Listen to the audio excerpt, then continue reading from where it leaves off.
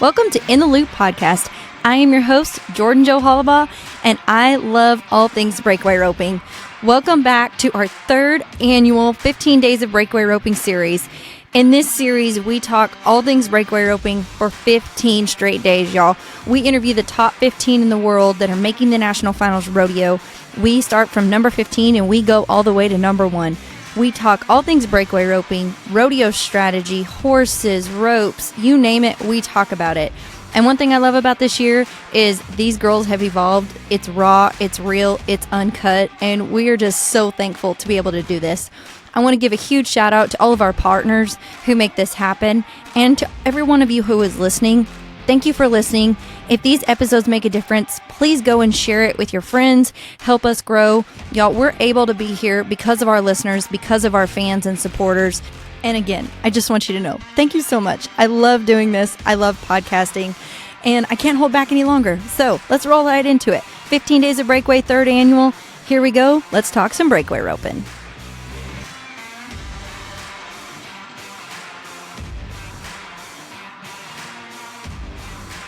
Okay, guys, so today we are here with my Canada friend, Kendal Pierson. Kendall, thanks for coming to the show today. Thanks for having me, Jordan. I'm excited to be here. I'm pumped for you to be here. This is your first ever national finals of breakaway roping. You're coming in, but you are no stranger to the scene of champions. You were the 2022 Rodeo Canada, or how do you say that, Canadian rodeo? I mean, Canada champion, world champion breakaway roper. So how do you pronounce it up there? Canadian Professional Rodeo Association, Canadian champion breakaway roper. So that's a lot of Canadians and lots of champions all in one place. Yes. Yeah. Normally for short, just Canadian champion. So yeah, no big deal. She's a Canadian champ. Got a gold buckle. No big deal. So talk to me a little bit, Kenny. You've been pro rodeoing, the last few years. The year before last, you kind of came down. I love your dad, Bruce. For those of you who don't know Bruce, me and him are pals. You got to come down with him, and you went to some of the 4th of July rodeos. Y'all were literally camped out at your trailer. All-time favorites at Red Lodge, Montana. I'll never forget that. But you came down, you got a taste for it, and then you came back this year and you went all in. So talk a little bit about what it's like rodeoing from Canada to the United States and a little bit of that transition. Yeah, like you said, last year I got to come down for like the 4th of July, and I kind of came down for the Northwest run a little bit. So yeah, I definitely got a taste of that, and I was inside the top 50 last year. But this year a lot had changed. I left in January, and I got to go to the winter rodeos and stuff. And then I got to rodeo north and south of the border. It was the first year of me full time doing that, and it's definitely a lot different. Considering I didn't get to go home very much, even though I got to go to Canada, I never actually got to come to my house and practice and stuff. So it was a lot of definitely learning how to balance the Canadian rodeos and the American rodeos. And yeah, I was just grateful for this entire year. Really, it was a lot of learning and a lot away from home, but it was such a cool experience. I wouldn't change it for the world. Okay, so you're coming in number 12. Back number. Do you guys get back numbers in Canada too? Yes, we do. We actually, so it's different from the breakaway. In Canada, we get to be in the perfs. So the last 2 years that I had made it, we got to go be in 3 perfs. And so our back numbers are actually with the guys. So like I was number 66 last year because I was the 66th highest money one, or however, it's how the NFR works. And so it's a little different that way, but yeah, we get our back numbers in Canada. So talk about what that process was like, because we talk about the NFR, and we are so grateful that we have this opportunity. We have a national finals of breakaway roping. It's on the platform, the stage it is now, but it's not equal events with the guys. We're not in there with the guys and the barrel racers yet. And so we don't get that same experience. We have back numbers 1 through 15. And we are on we're at a different venue. We competed at a different venue. So talk about what that was like in Canada, competing at the actual NFR in Canada, or the CNFR, I guess, and what that looked like. I mean, I know I watched the opening the other night for the 2023 Canadian finals, and they introduced everybody, and they literally walked down the stands and all that. They introduce them, like you can just feel the atmosphere even watching it on the Cowboy Channel. So talk a little bit about what that was like, actually being in the perfs and competing on the same stage as we do pretty much all year long with all the other contestants. Yeah, it was it's super cool to be up there and be doing that. They really involve us in the rodeo, and like I said, we're in 3 out of the 6 perfs right now. And yeah, we're part of the openings. We get to be right in the middle of the perf. We're right before the tie down roping, and like it's just cool because you're like you said, you're right in the atmosphere and right in the middle of everything.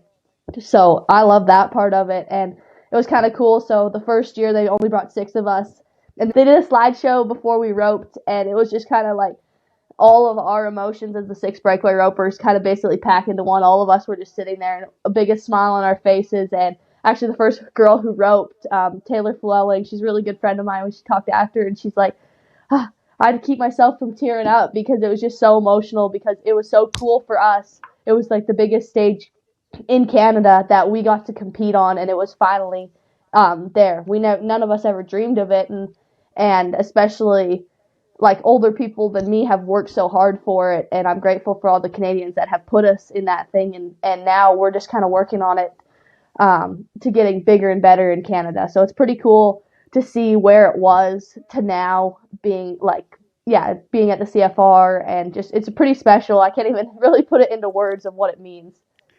Well, and I could just hear in your voice and sense the excitement of just getting to be a part of that, and how neat it was the first year they took 6 and now they take the top 15. Is that right? 12. They take 12 in all the Canadian events.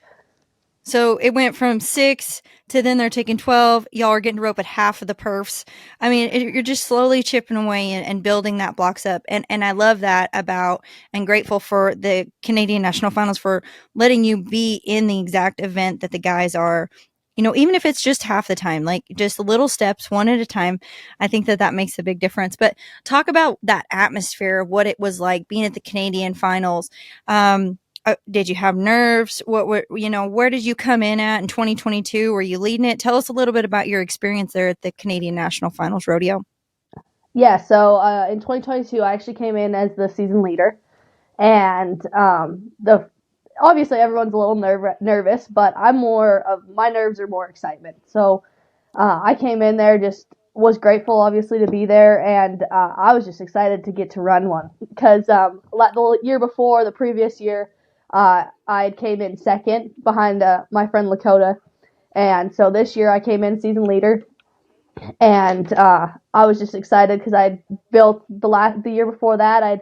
The last run I made, I was too flat, so I was just ready to keep rolling in from the previous year. So, but yeah, whenever you back in that box, everybody's watching, and when you make a good run, like the crowd it's crazy. It's so loud in there, and it's a little hockey arena, so the crowd is just kind of almost, it's like similar to the Thomas and Mack. I'm not sure if it is as big, but the atmosphere you just can't explain because everybody's just it's so enclosed, and everyone's just so excited, and yeah, it's just hard to explain. Yeah. So how many calves did you get to rope? Talk a little bit about your runs, and then you ended up being the 2022 CNFR World Champ.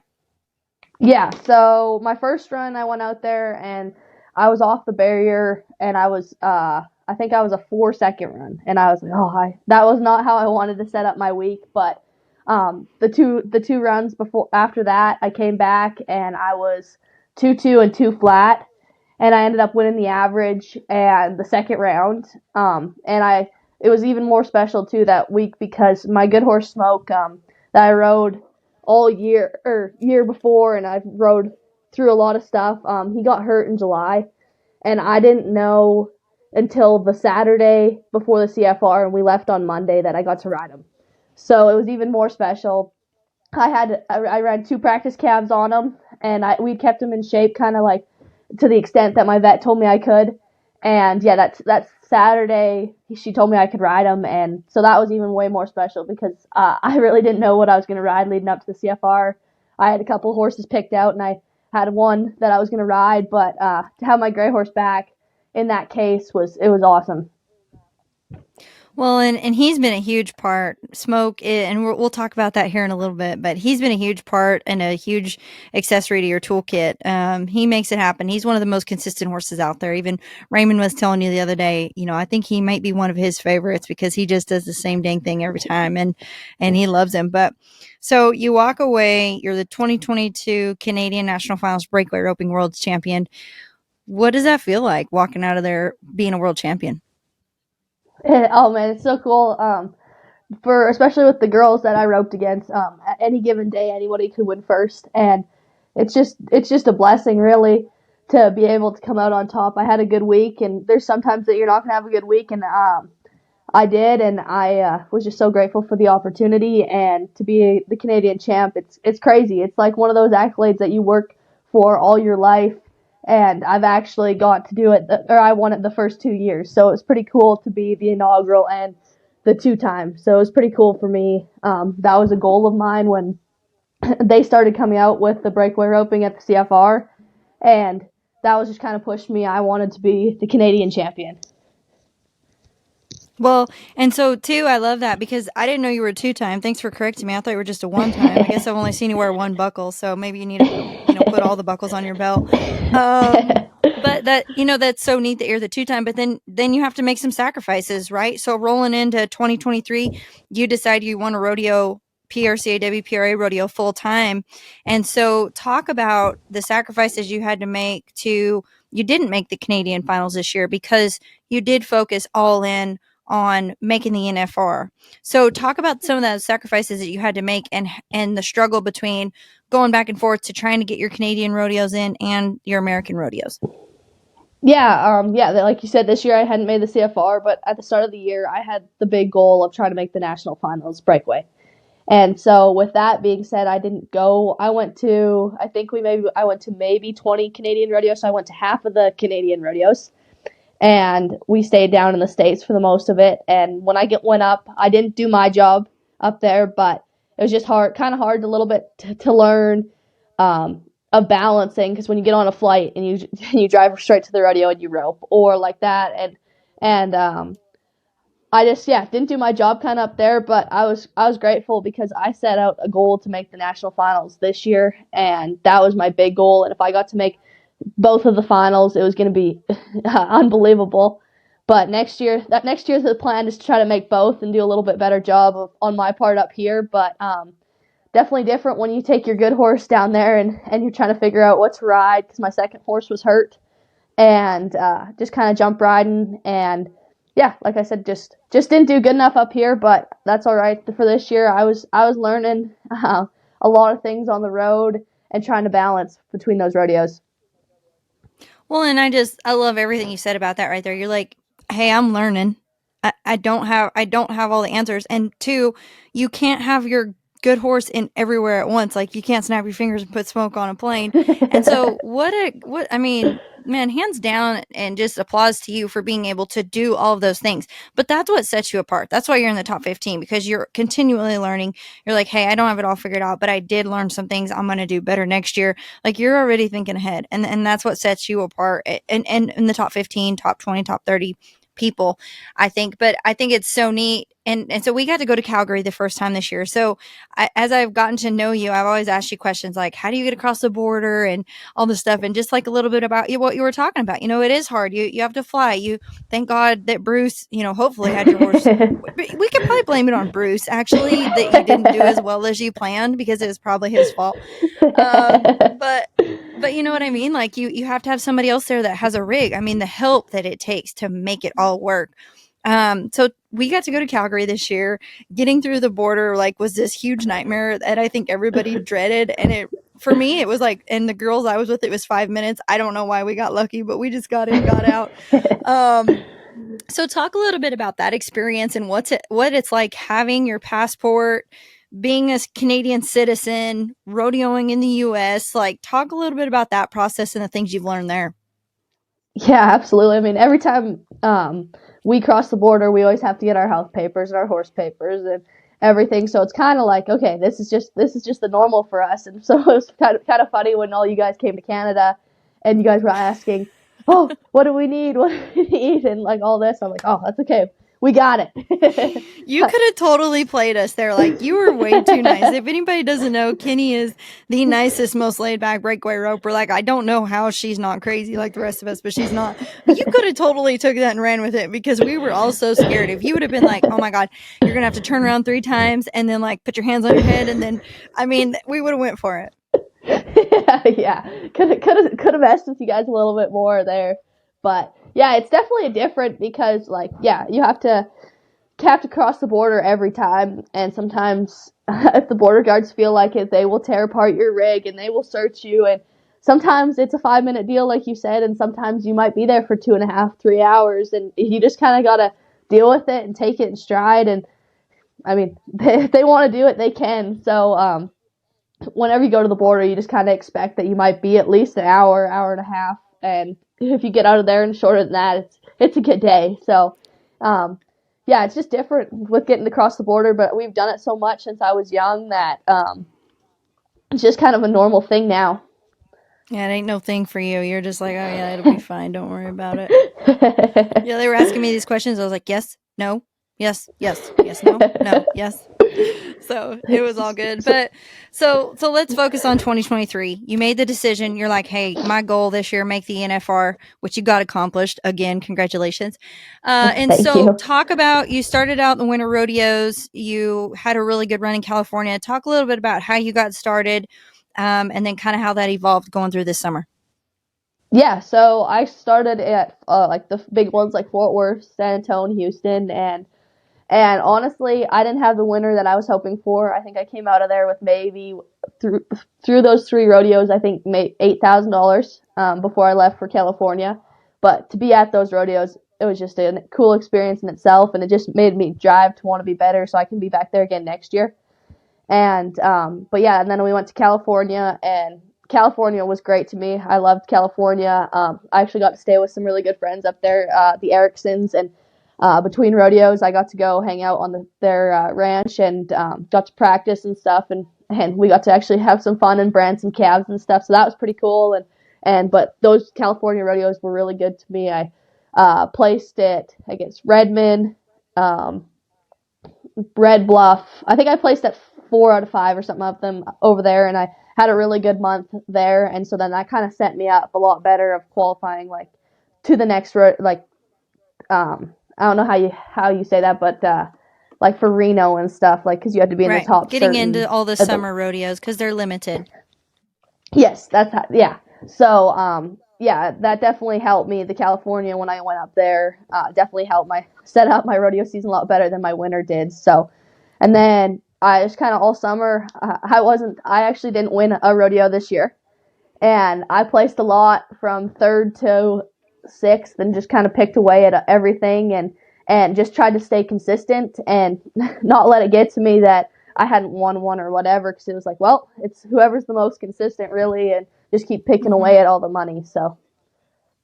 Well, and that's just the style that you rope. I mean, there's very few times that we see you, when it's not consistent. And I think that's obviously why you are where you are. But talk a little bit about, I know you guys had a really special bond. You have 2 really good travel partners, and all 3 of you guys made the NFR. So I think that is such a testament. Yourself, Brady Good, Shelby Boisjoli, or Megid. I haven't decided, or she hasn't decided which name she's going to go by yet. But so talk about that. I know when you came down this winter, your dad, your sister, your mom, they're huge. Your family is such a big part of everything you do. So a lot of the times, I know Bruce came and was down here. Your mom was down here. Your sister actually was a specialty act at Houston as well in the trick riding. So it's a family event for you, but you didn't really have those traveling partners set up before you left until you left for this summer. So talk a little bit about how that all came about when you guys decided you were going to go together, and a little bit about that experience, traveling and rodeoing together. Yeah, so actually we didn't decide that we were going to travel together until like May. and you leave for the summer in June. May. Yeah, at the end. And so I've always known Shelby since I was young, and we just kind of got talking. We're like, yeah, let's travel together, because none of us really had a plan. And then Shelby was really, at that point, was really good friends with Brady, and I didn't know Brady super well, just to say hi basically at the start. And all of a sudden we're like, okay, all 3 of us are traveling together. and I think we left at the end of May, and yeah, those two girls became like sisters. Really, we had a great summer, and like you said, all three of us made the finals, and I don't even think that there was a really very many rodeos that one of us didn't come home with money. So that was pretty cool, and the rig always just stayed positive, and we pushed each other to be better each and every day, no matter what it was. No one was letting each other slack, so it was pretty cool to be in a truck with them because they just pushed me to be better, and especially me being my rookie year, Shelby making it now. I think this is their fourth time, and Brady had been on the road but hadn't made it yet, so it was pretty cool for me and Brady to be able to follow with Shelby, and Haven was a big part in our rig too because Haven told us where we needed to enter. He'd set up our runs, and so that took a lot less stress off us, that's for sure. So it's pretty cool to be able to jump in a truck with people like that, and yeah, our summer was awesome. It flew by, really. It doesn't even seem like we were gone since May, so that was pretty cool. And like I said, I wouldn't be able to be here without any of those three, between Shelby, Haven, and Brady. They just made my summer awesome. Well, and I think that it was really neat, just touching on the fact that at one of the more rodeos, each of you guys probably left with some money, but a lot of the things that I saw watching was most of the time you all three won money, or at least, 2 out of 3 or something. Like, it just seemed like you guys all rose to the occasion and you were all right there. And that's something my husband had told me, like you'll look at the results and you look at the standings. You can see that with the Angeloni sisters. It seems like whoever's in the rig together, they're winning together. And I thought that that was really neat to see, just like one of y'all would rope and then the next one would, it was just so consistent all right there. And you could tell you just were all fueling each other and pushing each other. But I want you to talk a little bit about you are one of the most positive, laid back going girls. Like, I don't know why you're so laid back, but you are, and you're friends with everybody. So, but and that's what I love about you. But talk a little bit. You guys had a lot of moving parts. Like, you're going to Canada, you were going back and forth to the U.S. There's 3 girls in a rig. There's 3 sets of clothes. There's how many horses? I don't know about the boy situation. All that thing, all those moving parts going on there. So talk about how you guys kept that all together and stayed consistent throughout the year without letting it kind of fall apart.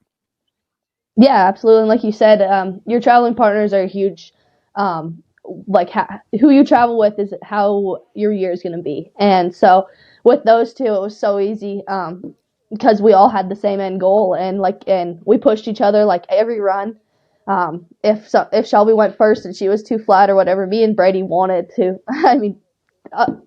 be too flat or try to beat our traveling partner, and so it was kind of cool that way. But yeah, we went to a lot of trips back and forth, and we couldn't have done it without Brady's parents, Shay and Amy, and my parents up in Canada, and Shelby's parents, because most times we would fly into Canada, and my parents would meet us, or Shay and Amy drove the rig to Reno. So there was a lot of moving parts, but everybody kind of contributed, and yeah, like I said, all of us had the same end goal, and so and none of us really liked drama all that much. So it was pretty good because we just kind of no problems in our rig really at all, and so it's kind of cool just to be able to get along with people that you go from not spending any time to you're in a rig with them forever, or not forever, but like until the end of the season.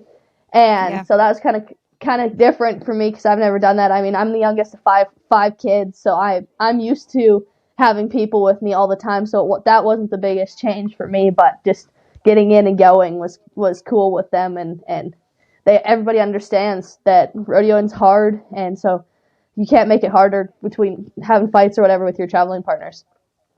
Yeah.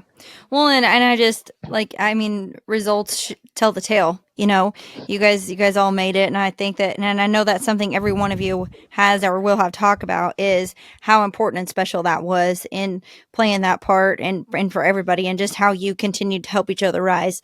I think that's super special. Let's focus a little bit more on rodeos now. Tell me, I know you had some success, like you said, in California all year long. You just chipped away. You were consistent. You roped your roping. talk about the differences like between the Canadian rodeos versus the U.S. rodeos. Like, what were some of the things that you saw that were a little different, maybe that you preferred or you liked a little better that fit your style of roping? So yeah, the main difference really between the Canadian rodeos and the U.S. rodeos is the Canadian starts are a lot faster. So they're a lot shorter, and they're more of a go fast kind of setup.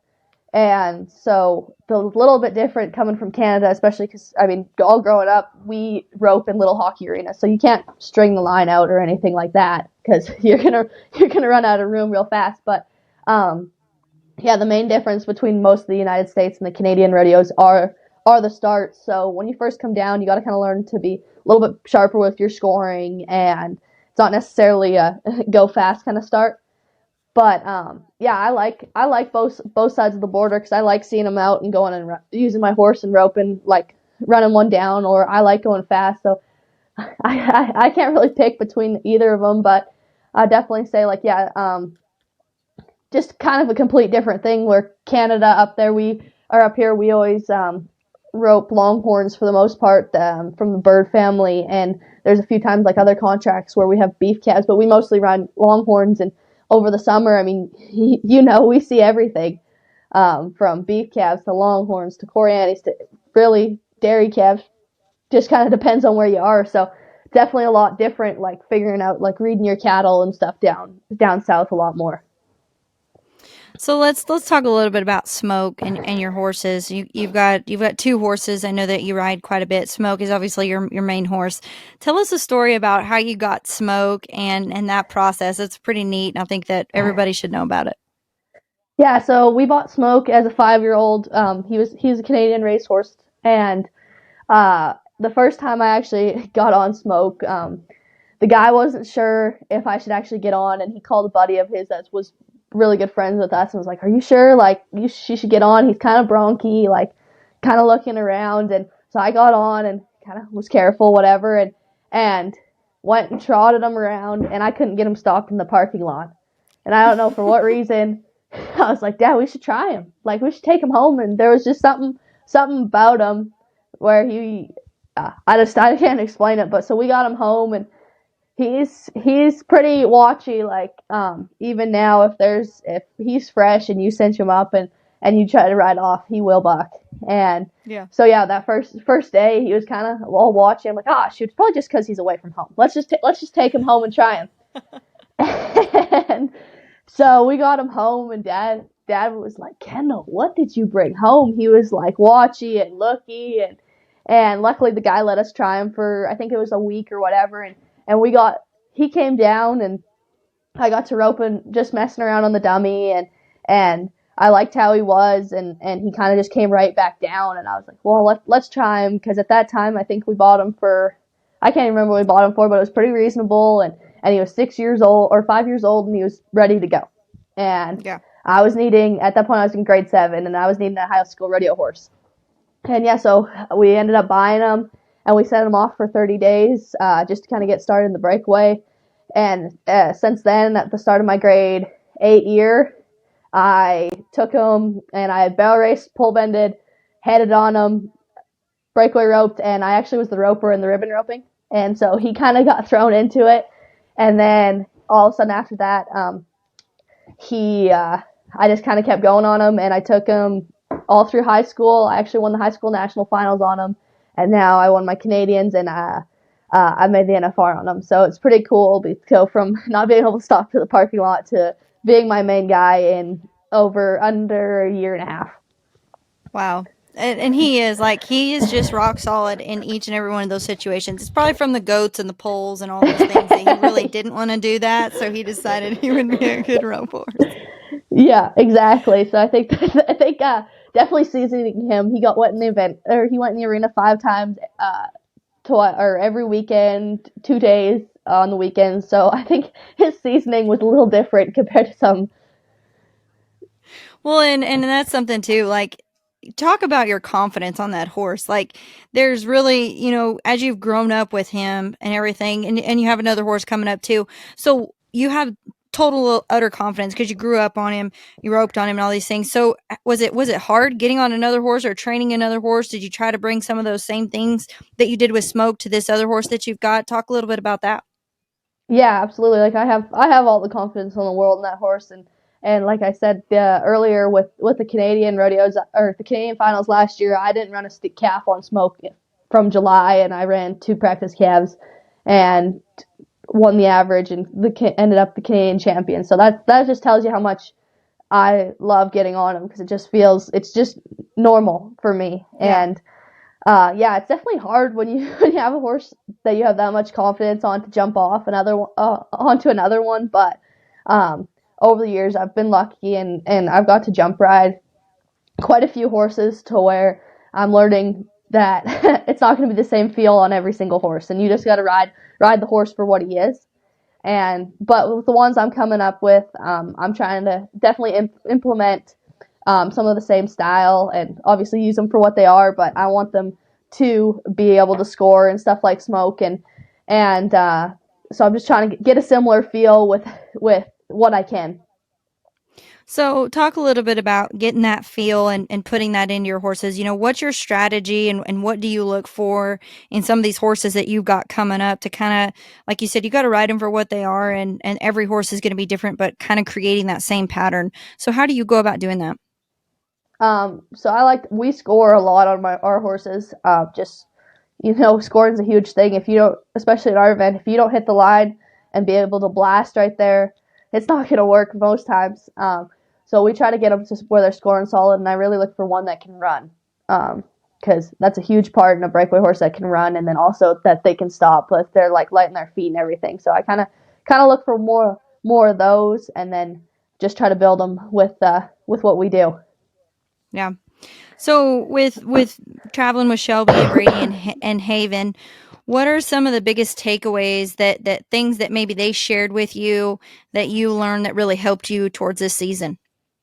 Yeah, definitely one thing would be don't get in your head. Take one run at a time. Like there might be a time where you miss a bunch or it's not going too good. Just keep your head down and keep working and don't even think about the last one. Move on to the next one is a huge thing, and just being confident in yourself and doing what you know how to do was a huge Yeah. thing. Is don't try to change your style or what you do. Just keep it what you know how to do. Well, and you talked a lot about how you learned this year, which I just think is so cool because you learned yet you're still making it to the NFR. So, what were some of the things that you thought you did really good, and then what were some of the things that you thought you'd like to do a little bit better or see yourself do different for next year? Yeah, I think one thing that I didn't do at the start of the year that I kind of changed from the end was my scoring. That's a big part in my game. Is normally I score pretty decent. I mean, that's like what you can, but at the start of the year I was kind of just running through barriers, or I was late, or I was like so trying to figure out that because you go from one place where you might not and ride to another one where you might see shoulder out or whatever. So I learning that as far as without going home and practicing and stuff, and then um, so I know I definitely didn't do a very good job at the start of the year of doing that. And then I think I kind of learned just do what I know how to, and really quit second guessing myself. And then there were some things like I think I did bad with executing kind of like in short goes. I missed a lot of calves and short goes that I shouldn't have this year, and so I'm excited to. I came home and have been starting to work on like just kind of stuff like that and putting yourself in pressure situations to where finishing your runs, And but yeah, like I think one thing I kind of did decent is I try not to get myself down. I like being positive and stuff, and I try not to let it get to me too much. I think it might have got to me once, but then luckily my travel partners were there and they picked me back up, and then we got rolling again. Yeah. Well, and I think that that's huge because I think that's one thing that we've all seen and know the highs and lows are coming either way, both ways. You're gonna have good weeks. You're going to have bad weeks, and so trying to maneuver through those slumps and like you said, you talk a lot about your traveling partners and how if one of you was down, the other one pulled each other up, so on and so forth. What was your biggest trial this year? Like, what was your biggest challenge that you overcame? And you're like, heck yeah, I got you. I think it would definitely be probably over the fourth. I missed or broke out or whatever. I think we went to 10 rodeos, and I don't think I placed at 10 of them over that fourth run. And that was pretty hard on me because I'm like, I don't think I've ever went that long in that short amount of time. Going to that many rodeos, and I was getting frustrated, and I was like, why isn't this working? Like there was some that I was missing that you should never miss. And so that was a huge thing, is learning, okay, don't get into your head too much to where, okay, I need to change this and this and this and this, where I just kind of would go back to the dummy, and I love roping the dummy, and I just go rope the dummy in the morning and just kind of mess around with some stuff, and then come back to it, and just try to kind of keep at that and not changing too much, because I think you can get into your head too much of, oh, well, I didn't do this run, I didn't do that, and then all of a sudden you're thinking about 15 things before you even back in the box, and you wrecked your run from there. Yeah, you're trying to be 2 seconds or under, and you're trying to think about 15 things while you do it. Yeah. So talk a little bit about, you say you like to rope the dummy. So what are some of the things you do on the dummy? Like, do you have drills? Do you have just certain things that you like to do? Like, talk us through that. Yeah, I do a couple different drills where I one swing the dummy a lot to try to get my first swing, like really smooth and open. And so I one swing my dummy a lot, and then I will walk up, rope the dummy, back away from it, just kind of stuff like that. But I like just trying to make consistent loops, or like make consistent runs on my dummy, if that makes sense, to where if I want to 2 swing them or 3 swing them, and make sure my curl's coming up and everything's sharp, and I focus on my left hand. Like there's just depending on the day is what I'll focus on, of what I want to do. Does your dummy have a name? No. You don't call it like Gerald or something, like, dang it, Gerald! Something cool. No, just the tough calf. Okay, Kendall. So when you're roping the dummy, what kind of rope are you using? What you got in your rope bag, and what does that look like? I mean, do you rope the dummy with your good ropes? Do you have a dummy rope? Like, what's that look like? Yeah, so I actually use dummy ropes, because I feel like sometimes when you get roping the dummy a bunch, it'll wear your good ones out. And so I just like to always keep my good ones fresh and ready for when I make rodeo runs. And I use a Viper by Classic Ropes. I use a 10.25, and I've used that since I was in junior high, and I've always stuck with it. And so that's my main one I rope with. And then there's the odd time I'll switch to a Striker by Classic as well, and just kind of a different feel. And sometimes if I pick it out of the rope cannon, it feels better, but I mainly stick with my Viper. So talk a little bit about the rope lays. Like, I too use a heavier rope because I've always used a heavier rope, and it just feels more comfortable to me. But there's a lot of girls that use a lot lighter rope, like 9.5, 10.0s. But I feel more comfortable with the heavy rope. So talk to me a little bit about why you use a 10.2 and what your strategy is behind that. Yeah, like everyone's a little different, like you said, kind of depending on what your feel is. But I just like using a bigger rope because I can feel my entire rope, and I can feel my tip. And sometimes if I am using a smaller rope, it'll kind of figure eight, or it'll close on me a little bit. So that's why I tend to use that one. It's just the best feeling for me personally. So that's kind of why I use it. Yeah, I love that. That's perfect. I mean, and that is, I think that's just something as you go through, and everybody is different. So that's why I love just quizzing everybody, because everybody is different. And so I think one of the biggest things I've learned and takeaways from talking to all of you is we can all apply all the different things, but you've got to do what works for you at the end of the day. And I love how to see how each one of you truly have done the work and studied yourself and know what benefits you and what works for you, and that's okay that maybe what works for you isn't the same as Brady or Shelby or whomever else. But y'all also help each other rise up. So I think that's pretty cool. But, okay, Kendall. So have you ever heard of or played the Pro Fantasy Breakaway game? Not the Breakaway. I've done the other rodeo, with all the other events though. I mean, you and your family are just a little bit competitive, so probably a really good trait for you guys. I mean, you could get a little bit going there on the Breakaway team, like have your own teams and go on and have some more competitive Thanksgiving dinner. But talk a little bit about how you would pick your perfect team if you're going to do the pro fantasy. You have a $350,000 salary cap. $17,000 is going to go to the payout of this breakaway game individually. So pretty good opportunity here amongst all of your competitors to pick a really good team. So what would your strategy be? I definitely think you'd have to go with Shelby. Just because the year she's had, it's been unbelievable, the amount of rodeos that she's won. And she can go fast, but also is very consistent. So definitely think you have to pick Shelby. Okay, you got 150,000 left. 150,000 left. Let's see. I'd probably have to go with how much is Kelsey worth? Let's see here. Kelsey is valued at 110,000. Dang. I only have 150 that high. left. Can't pick that high. Have 150 left. Huh. Let me see.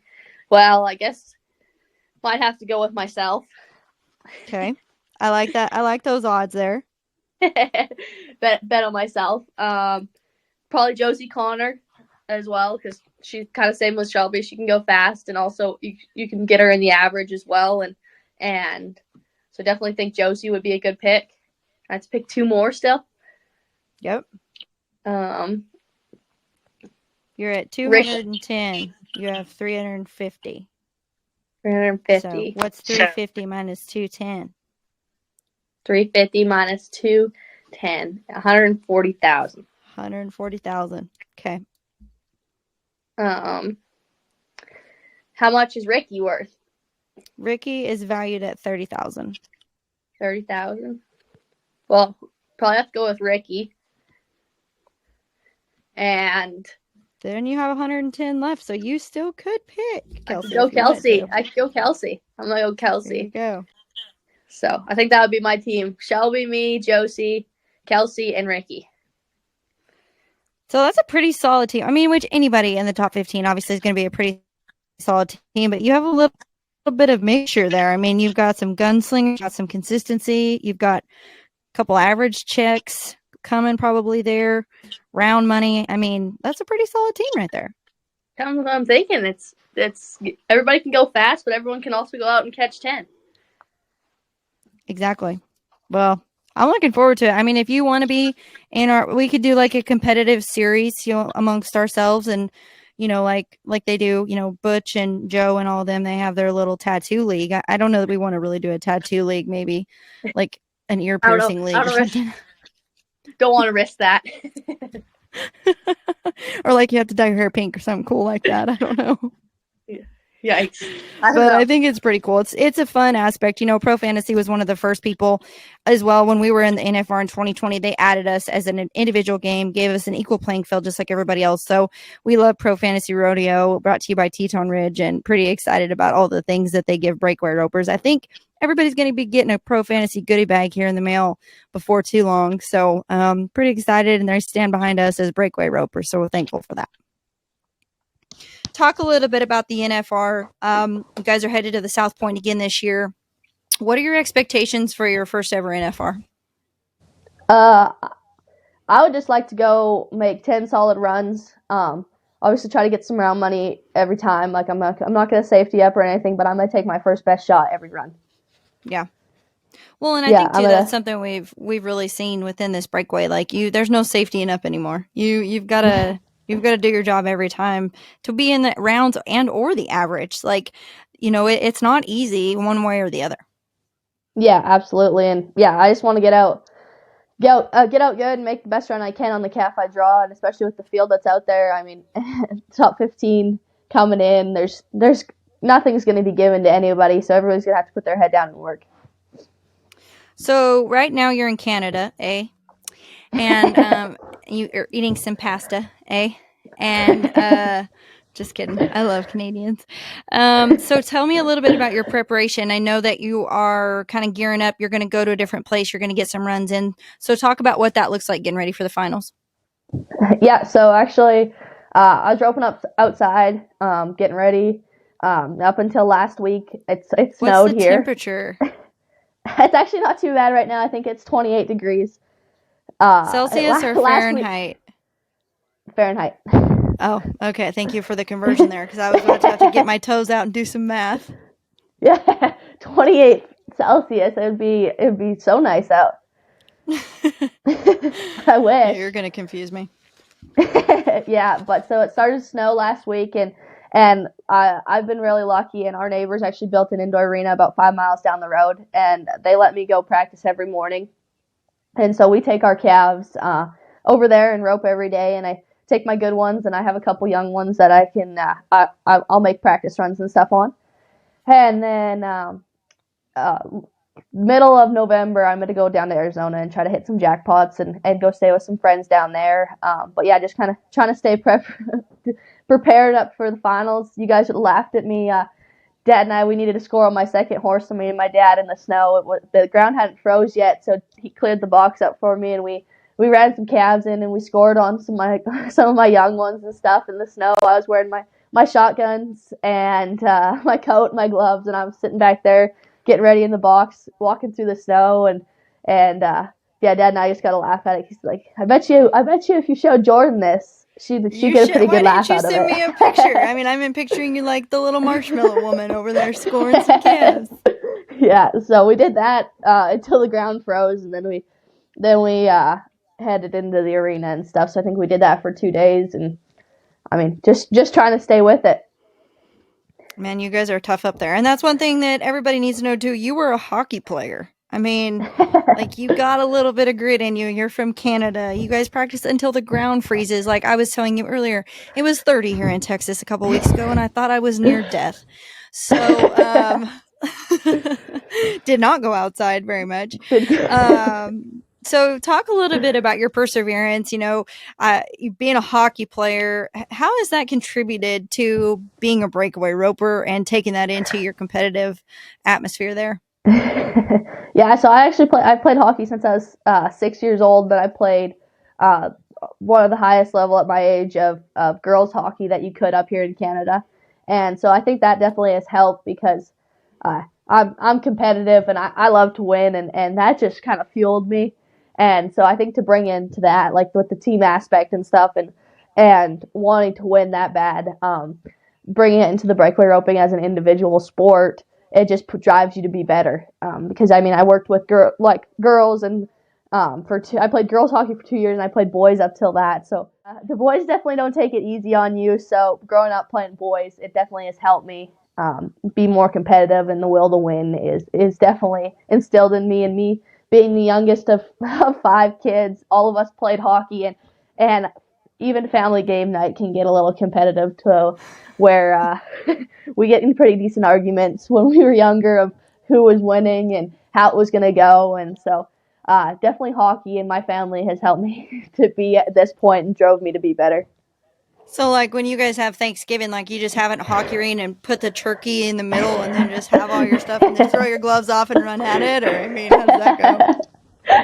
If only. No, we get some pretty intense, we'll get some family hockey games going on, but nothing to that extent, but it could basically almost be. So talk a little bit about, I know the finals is fast and fierce. You guys run 5 a day. Who's going to be down there helping you? What's your game plan kind of going into that to make sure that you're prepared and, you're running 5 at a time and going at them? I bet my dad will be down there with me. He's always out there practicing and stuff with me, so to have him down there is going to be pretty important. But I think that and then between with Brady and Shelby and Haven, I think that's who will kind of be in my corner down there, and then a bunch of my family is going to be up in the stands. Not being competitive with their hockey signs. Yeah. Well, I think I'm very excited for you. I mean, you're no stranger to this platform, this stage. Yeah, it's the first year you've made the NFR, but you've been in these situations. And so I'm very excited for you, and just congratulations on all of the accomplishments that you've had so far and all that's yet to come. I have one last question, and I'm kind of putting a spin on it for everybody else. If your future I'm nervous now. Yeah, you should be nervous. If your future self could tell yourself right now something, What does she tell you? I bet she'd say enjoy the moment. Just you only get to be a kid once, so just have fun what you're doing and be where your feet are. Don't get ahead of yourself and don't get behind yourself. I love it. She must be a pretty smart girl. We won't tell her to say that. Just kidding. Well, Kendall, man, go get them this year at the NFR. Congratulations on your first ever back number 12, coming into the national finals of Breakaway Open. Thanks for taking the time, and we'll see you in Vegas. Thank you, Jordan.